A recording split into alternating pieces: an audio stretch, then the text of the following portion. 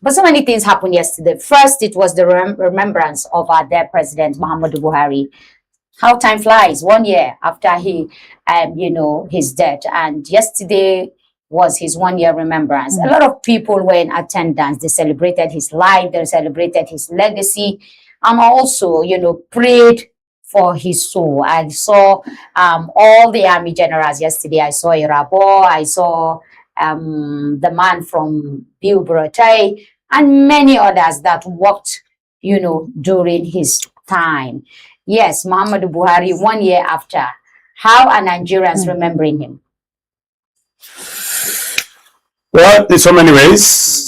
Like this morning was one of the top issues we discussed this morning. Of course, for and against what he was remembered for, and what also happened under his watch as president. Because I remember him for one thing for me, and for, if I'm to speak for, I would say I like the fact that he always transmitted power to the vice president. He ran it very transparent. Yes, so it's which he also did when he was the military head of state to Ediagbon. Yes, Ediagbon was even more pronounced in the realm of affairs when it comes to leadership, and that is what he also replicated even as a democratically elected president. However, we also look at the issue of there are several breach and disrespect. The Southeast, we should remember him for the second Niger He completed it fully. Of course. For the against, of course, they don't speak against the dead. Well, no. If we are to look at, it's not about the dead. If we are to look I said remembrance 1 year after. Okay, fine. If we are to, you don't critique the death because the death will not come here and start defending. Yes, the dead man and then talk. the death is just one man. The head of state is just one man, and then there are a lot of people under him. In Africa Palace, they say we don't critique the death because if the death will come back to defend himself, well, I think we need to time we start putting the norms and the time. Because we need to start calling if I have the power to even call the dead to come and answer. But you don't have the power. We don't have the power anyway. However, I think for me, that's what stood out for me. Okay. Because currently now, I don't think I've ever, in my own opinion, seen the current president, President Bola Ahmed Tinubu, transmitting power to the vice president each time he leaves the country. So that for me, it shows that there was a cordial relationship between him, of course, and his vice president, as against the one I am seeing now. I don't think it's cordial enough. I entered a bus a couple of weeks back. I was going somewhere outside Abuja. And the discussion there, Buhari, please come back. Oh. Even if you want to do lifetime president, come back.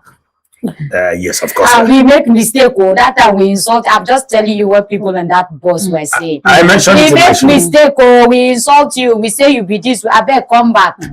And I said, how can the dead come back? I said, if only God can answer their prayers. So why would you want to remember him for?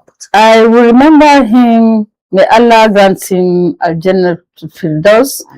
I will remember him for two things. His transparency. Even when he was to take up the mantle of leadership, he was so transparent in such that he declared his assets, which is very rare with our system of government. Then again, going back home, he didn't forget where he came from. He said it out. He was so proud of it, and he lived his life by it.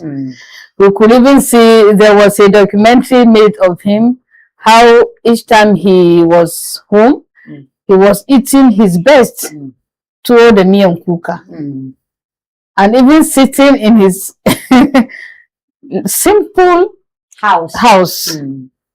Beautifully said, but simple, eating as a pure African man. So not forgetting his root for me is what really stood up and is still standing up for me. That we shouldn't forget where we come from, no matter the position we find ourselves.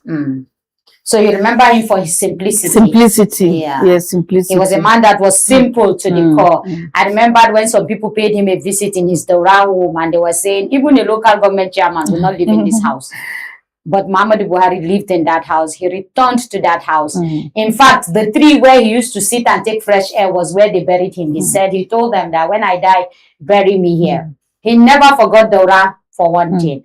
It would be very difficult in these times to have a person of Muhammadu Buhari. I will remember him for the class he took to the international communities. You know, anytime Muhammadu Buhari is representing us outside, you need to see the kind of reception that he gets. And he tells you the kind of respect he commands when it comes to the international community. Everybody will sit and listen to him. Everybody is looking forward, you know, to meeting him. I remembered when he had to visit the US shortly after he was inaugurated. He had never given that kind of reception to any African leader, but they gave it to him.